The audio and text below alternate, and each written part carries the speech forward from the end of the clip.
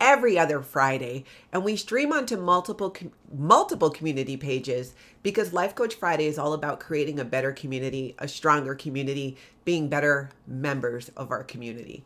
So joining us as usual is Life Coach Annette Walters. Hello, Annette. Hello, Natalie. I am so excited to be here today. This is going to be a fun topic. I have struggled with this in the past, and yeah, this is going to be a good one. It is. And what we're chatting about today, and as usual, we want to hear from you, which is why we're doing this live. Go ahead and share your comments and any questions, and we'll answer them on the fly as we go along. Today, we're talking about imposter syndrome. Have you ever had a situation where you're really good at what you're getting a good result, but you just feel suddenly like, I'm a fraud. People are going to find out that I don't know what I'm doing. Yet there's evidence to the contrary that you do know what you're doing and you are doing a good job. This is something that I think many of us have experienced, and it can really hold us back, and it can show up in a few different ways. There's what I was just saying about in the work that we do. It could be in the way that you show up, maybe to a new community or a new friend group. There's just a bunch of ways, right, Annette? hmm There are. It has shown up in my making friends. It has shown up on the job.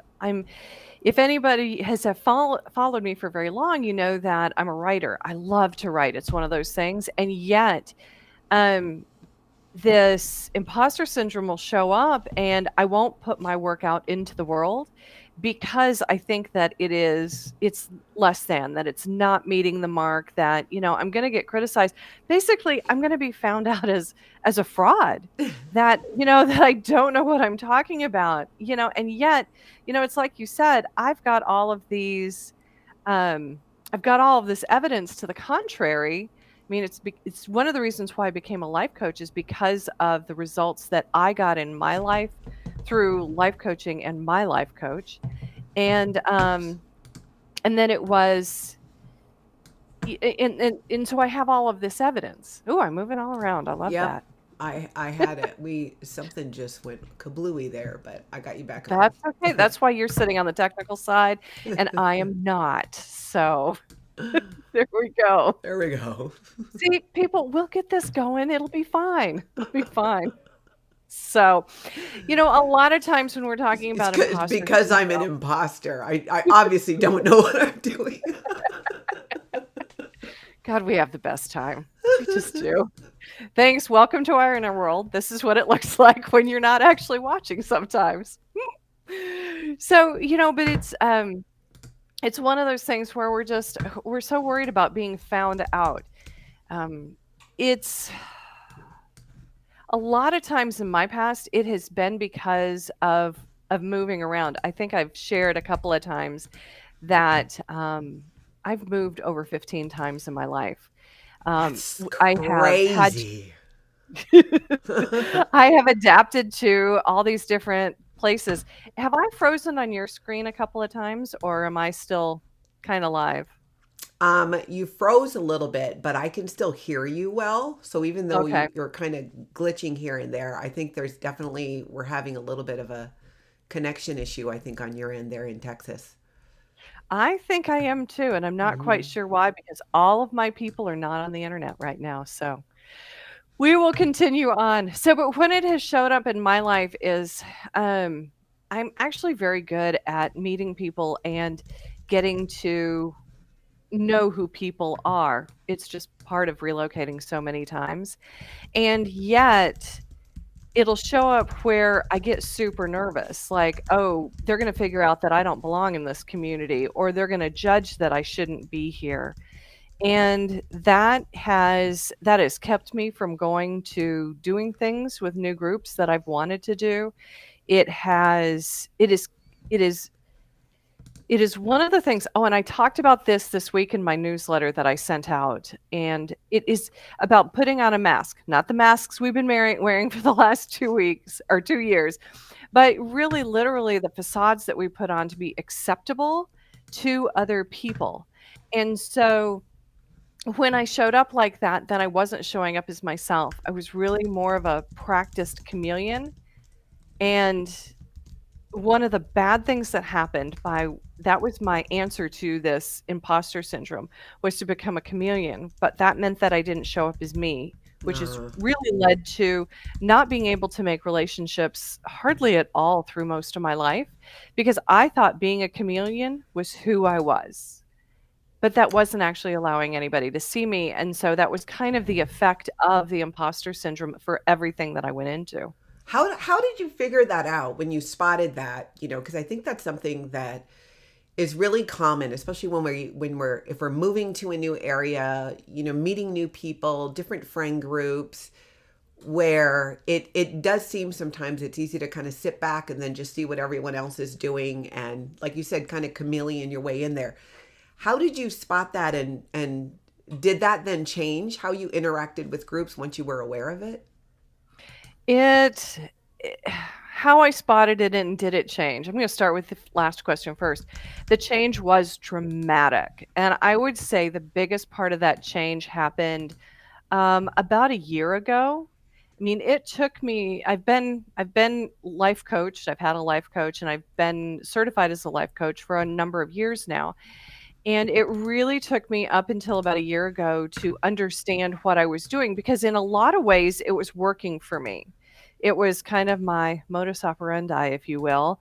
And, and I could function in the world, and I could have, certain connections, and they worked. But there was that nagging that, there's got to be something more to life than what it is, and I couldn't figure out for the longest time why I couldn't find friends. I've got a Mm. couple of really close girlfriends. You and I have sustained for a number of years, but, new people would kinda shy away, and that is what that curiosity, that pain point of not being able to make friends the way that I thought I should, really kept pushing that sore spot until I figured it out, and it was through the help of my life coach, because she kept the curiosity going. Okay, well, there's that, but then why? Ah. What are you making that mean? It was a lot of those same questions that we go through, together, and so it was, coming out it time after time and taking off that identity of being a chameleon. I had to do that first, um, and really almost understand who I am to understand this other part. And, yeah, but it has slowed me down and kept me from doing a number of things. So, what do you think? How do we know the difference between when it's imposter syndrome versus we really don't know what they're doing? You know, what would be some of those cues? I can only speak from my own experience when I've experienced this.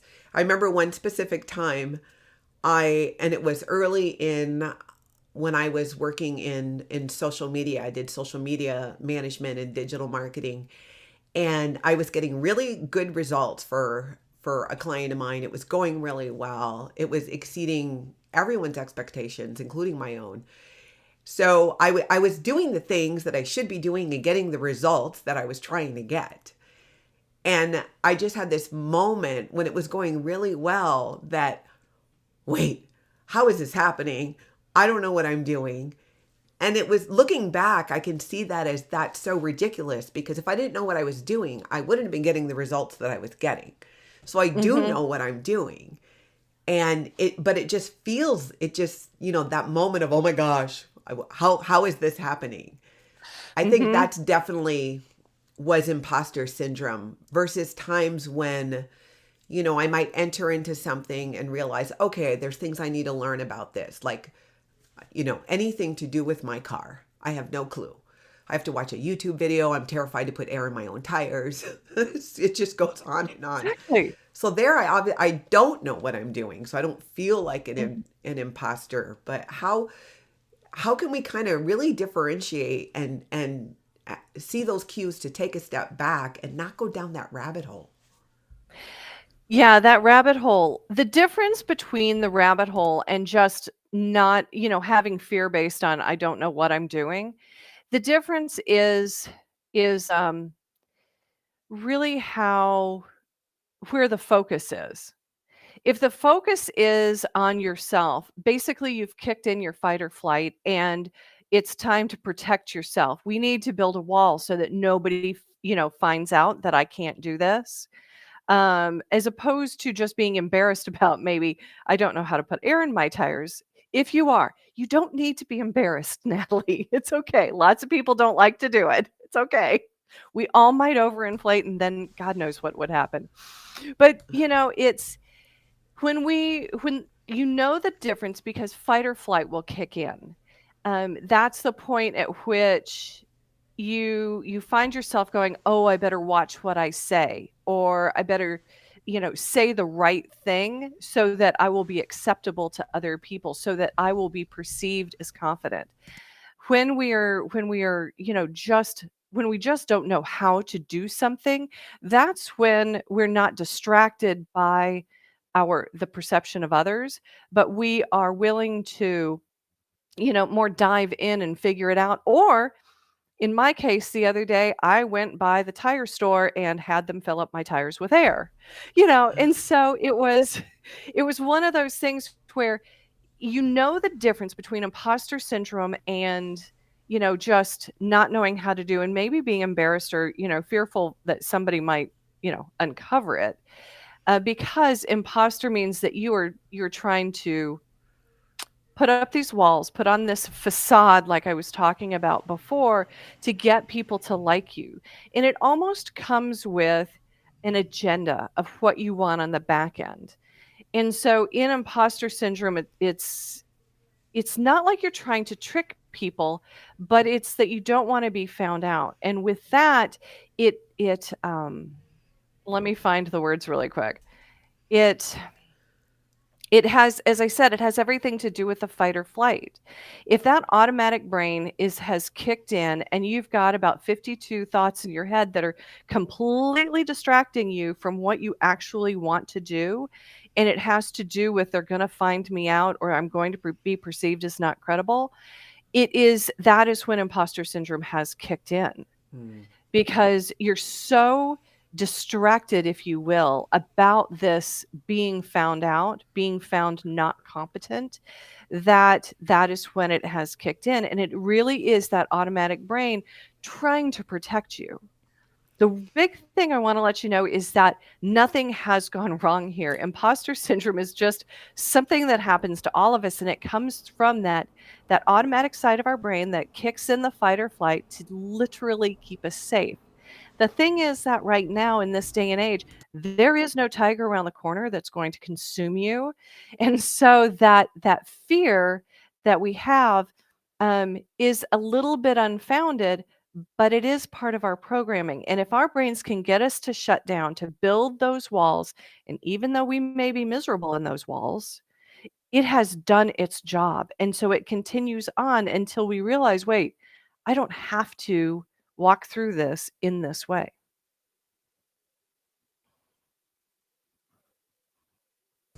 Am I still I glitching? no, I had muted myself. And just so Ok. everybody knows, I'm getting over bronchitis, so I have to mute to cough.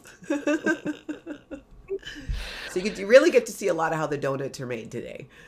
Um, that makes a lot of sense. And it really does seem that when we go down that rabbit hole of having those feelings around feeling like we're actually an imposter, when the reality is we know what we're doing and we actually are competent.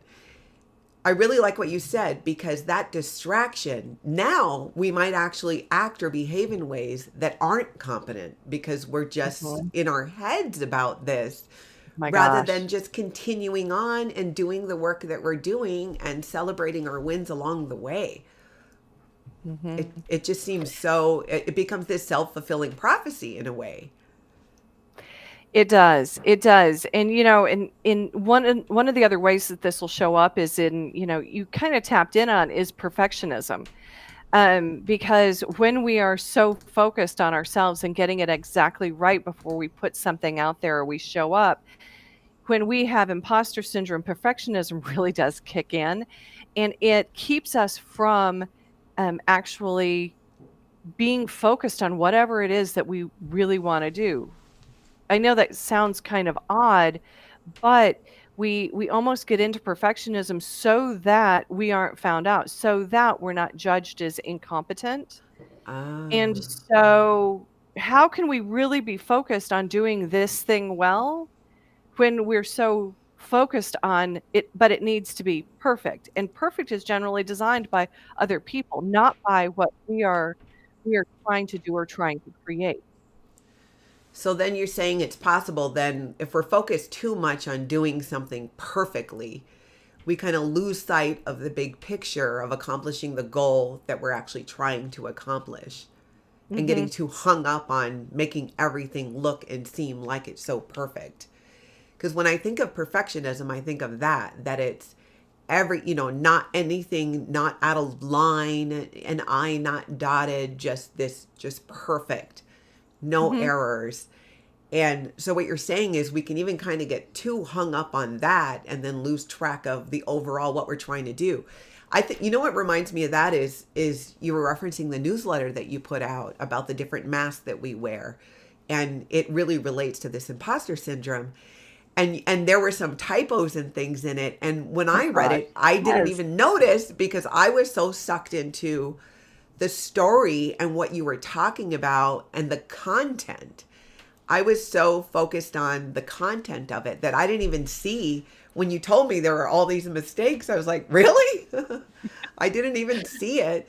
So you were still able to really communicate and accomplish the goal of what you were trying to write, even though it wasn't perfect. Mhm.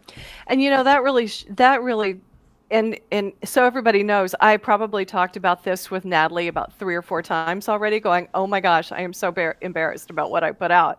But, even when we put out B minus work and not intentionally, sometimes I do it intentionally. This was not one of them, but, even intentionally, we can still get our point across. We can still be effective in communicating, building those teams, creating those results, or just communicating a concept like I was doing this week in the Connected Life Coaching newsletter. Um, and yes, I do choose to have embarrassment. A lot of times here in life coaching, we talk about choosing what experience you want to have for it. I am choosing embarrassment because I want to remember to do a little more, proofreading before I put it out next time again. But it's not that type of embarrassment that will keep me from, putting it out before because I figured, well, I've done this. If I can walk away and leave it as it is, then I can truly, create other things without distraction. Because if I'm not distracted by, oh my gosh, what if there's a typo? Well, oh my gosh, what if there's a grammatical error?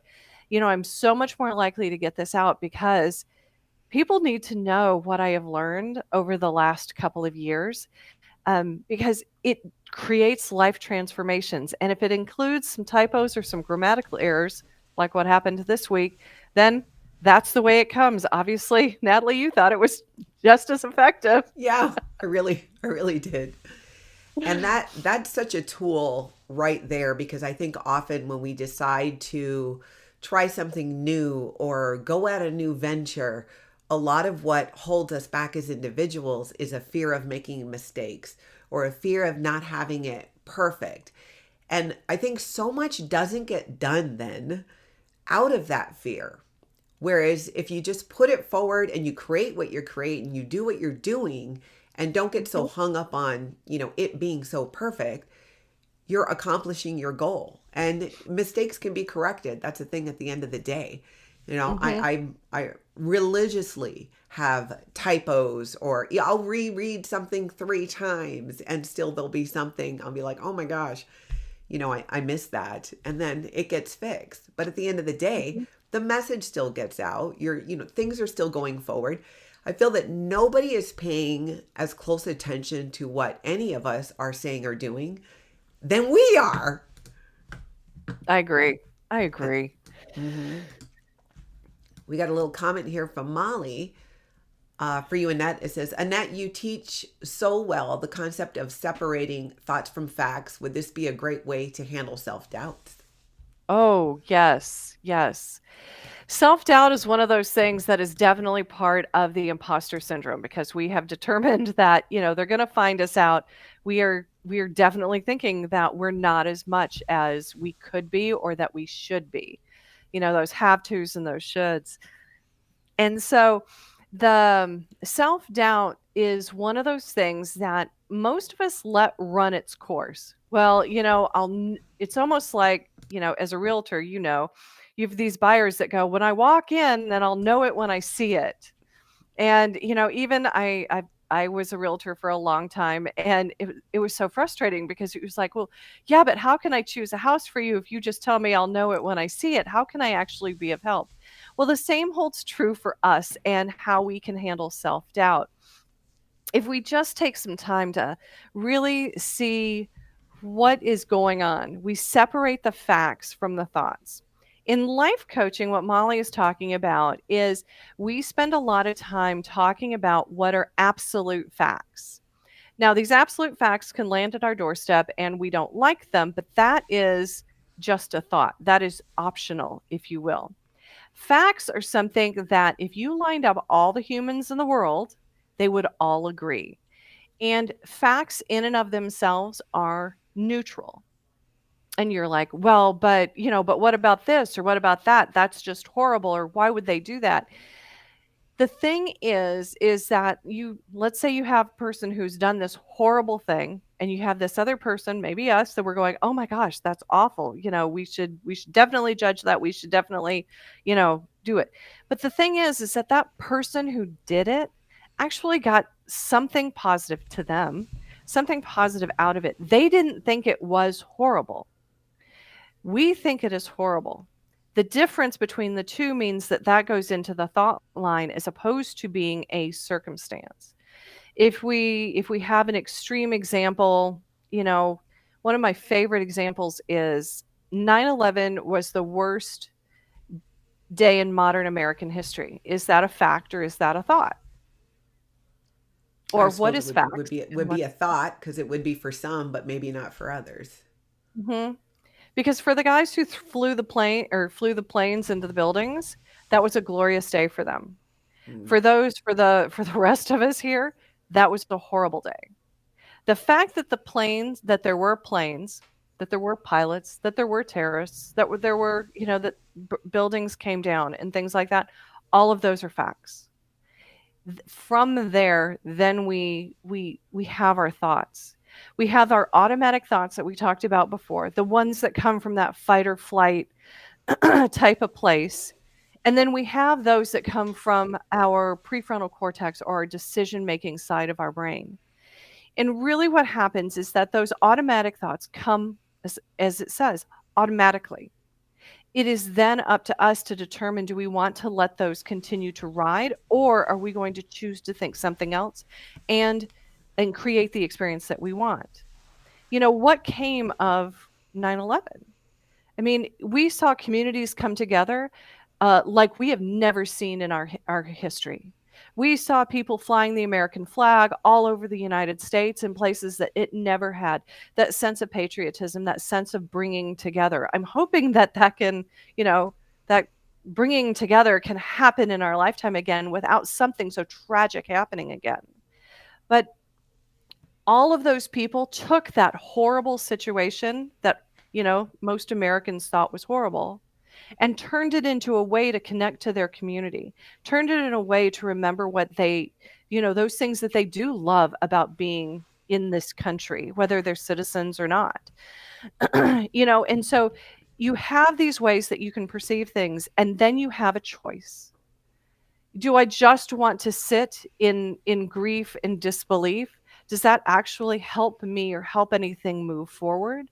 Or do I want to come alongside? Look how we have honored and really stepped up to see our first responders since then.